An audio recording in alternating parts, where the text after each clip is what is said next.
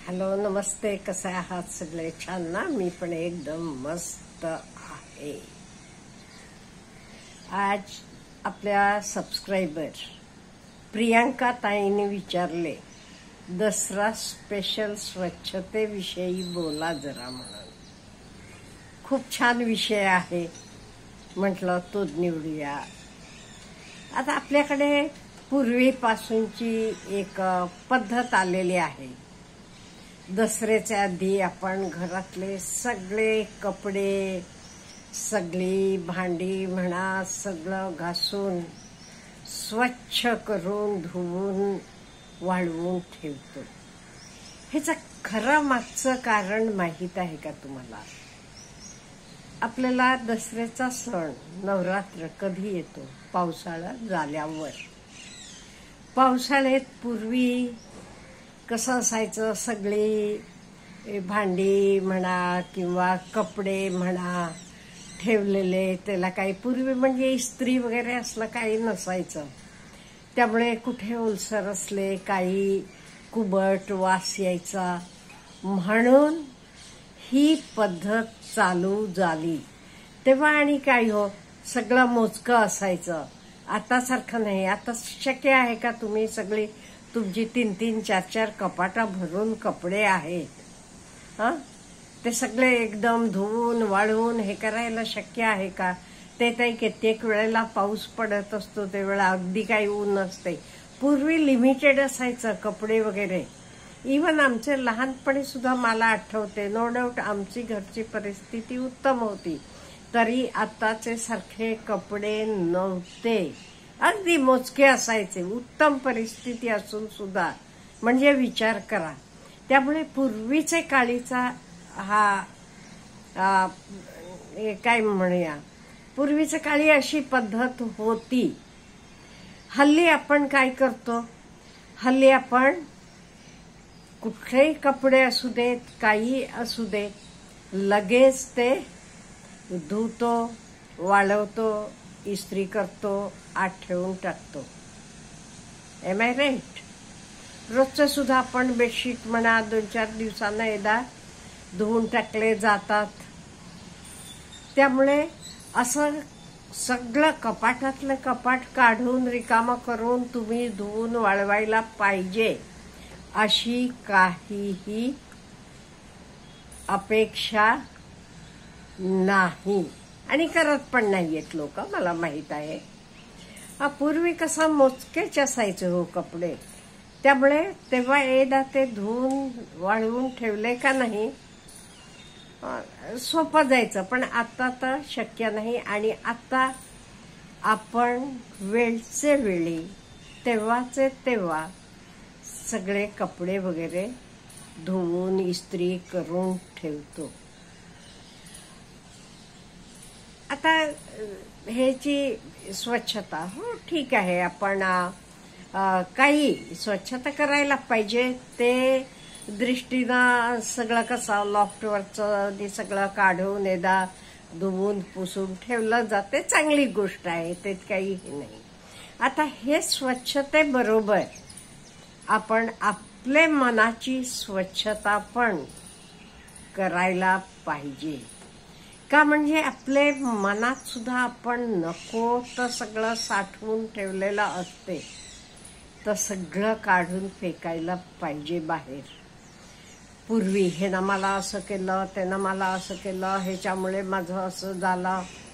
अहो, जे काही झालं त्याला तुम्हीच कारणीभूत आहात, दुसरं कोणी नाहीये. एक थोडे दिवसापूर्वी मला एक व्यक्ती भेटली होती. ती व्यक्ती काय म्हणाली, आता मोठी आहे, खूप पूर्वीचं सांगत होते. ते इंजिनिअरिंगचं शिक्षण घेताना त्यांचे वडील आजारी पडले म्हणे. मग वडील आजारी आहेत म्हणताना ते घरी आले. वडिलांना वाटत होतं मुलाचं लग्न मला बघायचं आहे म्हणून. हे बघा, डिग्री पण पूर्ण केले नाहीत, वडिलांची इच्छा म्हणून लग्न केले.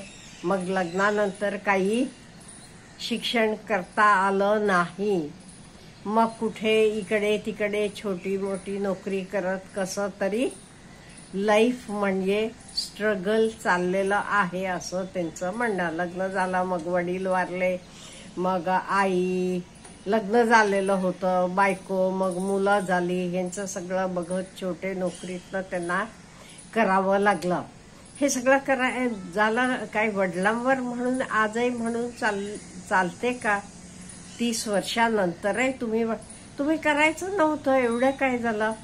वडील लग्न कर म्हणतोय, मला शिक्षण पूर्ण झाल्याशिवाय, चांगली नोकरी लागल्याशिवाय मी करणार नाही म्हणायचं होतं. सगळं सोपं झालं असतं का नाही? तुमची बायको खुशीत राहिली असती, मुलं चांगली राहिली असती, आई आनंदात राहिली असती. आज आता तुम्ही तेव्हा एकदा त्यांचे तत्काळ ते म्हणाले म्हणून तुम्ही म्हणता मी लग्न केलं, हे झालं, त्यामुळे शिक्षण झालं नाही, त्यामुळे वडिलांमुळे झालं. आज तुम्ही त्याला हे अजूनही तुम्ही तर डोक्यात घेऊन बसलेला आहात. ह्या गोष्टीला 30 वर्ष झाली तरी ह्याला कारण कोण? तुम्हीच कारण आहात. तुम्ही वडिलांना नाही सांगू शकत. वडील म्हणाले, ओके, वडील वाटलं त्यांना त्यांचे वयाप्रमाणे, त्यांचे मनाप्रमाणे ते म्हणाले, पण एक्सेप्ट तुम्ही केलात ना. चूक तुमची आहे. त्यामुळे आपले डोक्यात असं काही कचरा आपण ठेवून घेतला असला तरी तो आधी क्लिअर करा, स्वच्छ करा. सगळं विसरा. कालचं विसरा म्हणजे चांगलं क्लेशदायक तुम्हाला दुःख देणाऱ्या गोष्टी सगळ्या विसरून जावा आणि परत नवीन लाईफला चालू करा. सगळं चांगलं असलेलं लक्षात ठेवा पाहिजे ते, पण तुम्हाला नको, तुम्हाला त्रास देतात, हे सगळं सोडून टाका. आणि एक लक्षात ठेवू का? लक्षात ठेवायला आपण पाहिजे, जे काही घडते त्याला आपणच जबाबदार असतो. आपण दुसऱ्यावर दोष देतो का नाही? आई वडील असतील, बायको मुलं असतील, सगळं हे सगळं लेम एक्सक्यूजच आहे. त्यामुळे तुम्हाला मी आजही सांगते, पहिल्यांदा स्वतःकडे लक्ष द्या, नंतर बाकी सगळं. म्हणजे तुम्ही स्वतःकडे आधी लक्ष दिलात, स्वतः तुम्ही स्ट्रॉंग होऊन उभा राहिलात की आपोआप सगळ्यांचं चांगलं होते. नंतर दोष देत बसायचं, स्वतः पण दुःखी, बाकीचं नाही दुःख द्यायचं, ह्याला काय अर्थ आहे? बिलकुल अर्थ नाही ह्याला. त्यामुळे स्वतःकडे आधी लक्ष द्या. स्वतःला कसं मी डेव्हलप करायला पाहिजे, हे काय करायला पाहिजे, अमुक काय करायला पाहिजे. असंच एका बाईंचं सांगते मी. त्या बाई म्हणायच्या, त्यांना 5-6 मुली होत्या. का? अहो सासूबाईंना मुलगा हवा होता म्हणून मी वाट बघत बसले. अहो अर्थ आहे का ह्याला? सासूबाई म्हणतात म्हणून काय तुम्ही 6 मुली होईपर्यंत वाट बघत बसलात? त्यामुळे तुमची तब्येत बिघडली. ओके, मुली झाल्या तरी त्यांना तरी व्यवस्थित तुम्ही आयुष्यात उभं केलात का? शिक्षण म्हणा, आपले पायावर काही कला देऊन, खूप शिक्षण असं नाही की ती तरी छोट्या कला आहेत, त्या कलातनं सुद्धा मुलं आपले पायावर, हे काही न करता सासूबाई म्हणाल्या त्यांना नातू पाहिजे होता म्हणून मी नाहीये. हे सगळं लेम एक्सक्यूज म्हणते मी. काय आपल्या आयुष्यात जी काही गोष्ट घडते त्याला सर्वस्वी मी जबाबदार आहे, हे आपण प्रत्येकानं जाणून घ्यायला पाहिजे. दुसऱ्यावर अपयशाचं खापर फोडून उपयोगाचं नाही. माझे आई वडील असं होते मग मी काय करू, ते या सगळ्या नाही. आई वडील, अहो किती जणांचे आई वडील नसतात, बरं आई वडीलच नसतात तरी ती लोक नाही कुठून कुठे पोचत. मग तुम्ही कशाला लोकाला दोष देता? त्यामुळे बिलकुल कोणालाही दोष देऊ नका. माझं जे काही आहे त्याला मी स्वतः जबाबदार आहे, दुसरं कोणी जबाबदार नाहीये. हे तुम्हाला कधी कळते, जाण होते, तेव्हा तुमचेत बदल होणार आहे. नाही तर असंच आपण दुसऱ्याला दोष देत बसणार. नाही हो, गरिबाच्या घरात माझा जन्म झाला, माझे आई वडील एज्युकेटेड नव्हते, किंवा खेडेत जन्मलो मी, किंवा आमचं कॉलेज बरोबर नव्हतं, आमचे शिक्षक बरोबर नव्हते.